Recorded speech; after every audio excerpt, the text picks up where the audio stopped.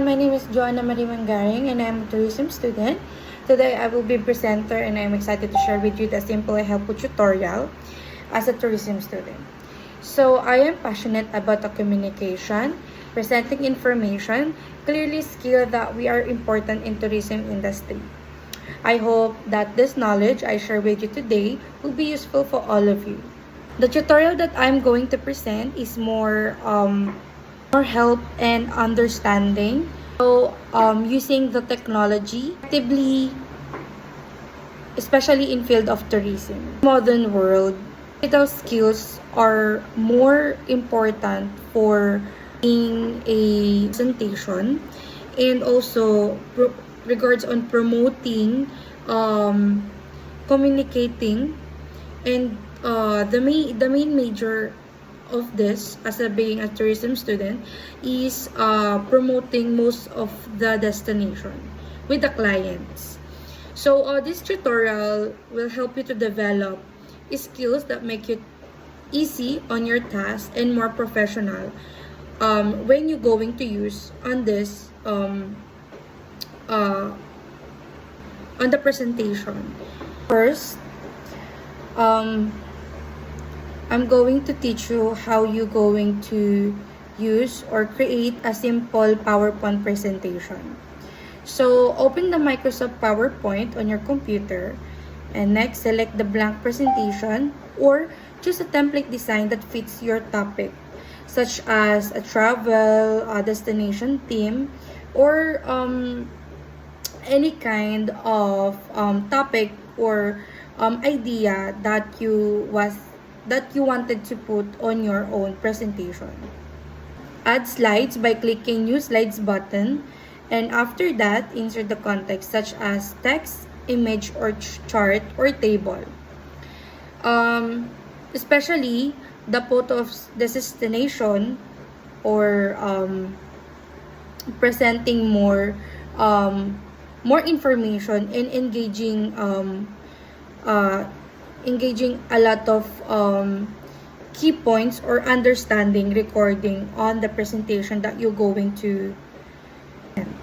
Sure, your design is simple, visually appealing, and easy to understand. And then the final, review your presentation carefully and save your work.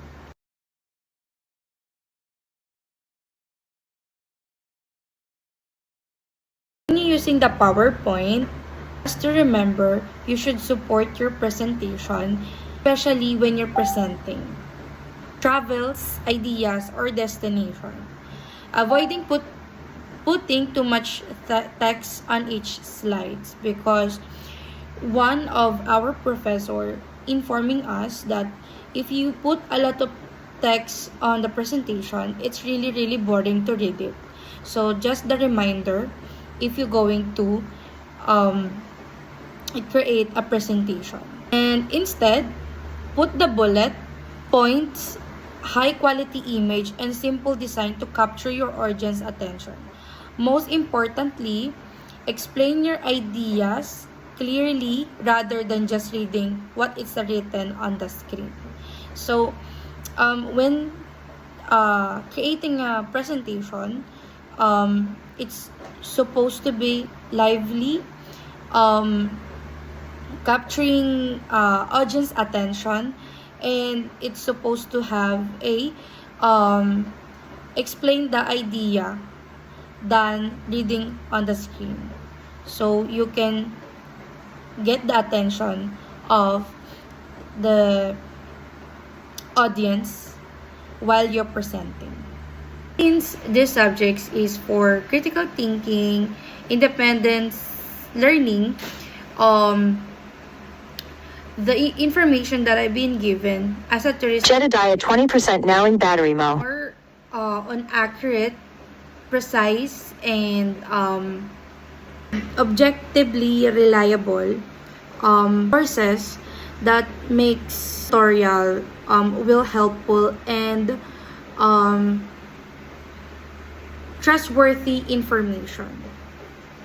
In this conclusion, this is how learning to create an effective PowerPoint presentation is a valuable skill.